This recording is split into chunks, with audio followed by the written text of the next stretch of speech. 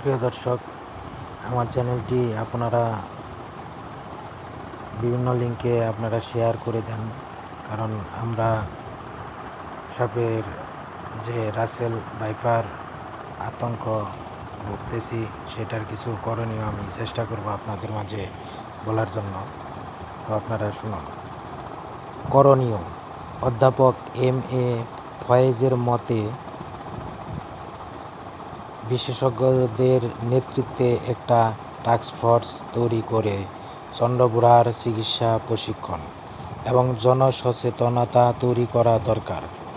মানুষ ভীত হয়ে নির্বিচার সাপ মারছে, এটা অবিলম্বে বন্ধ করা উচিত। কোথাও কোথাও জনপ্রতিনিধিরা সাপ মারার জন্য নগদ অর্থ পুরস্কার ঘোষণা করছেন, এটাকে অপরাধ হিসেবে গণ্য করতে হবে।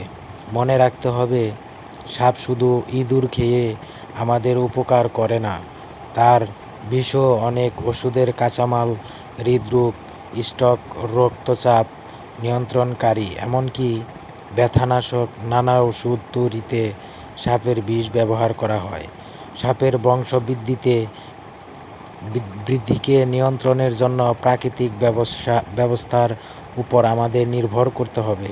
চিল, পেঁচা, শিয়াল, বনবিড়াল, বানর, গুইসাপ, বেজি ইত্যাদি সহ আরও বেশ কিছু প্রাণী রক্ষার জন্য প্রচারণা চালাতে হবে।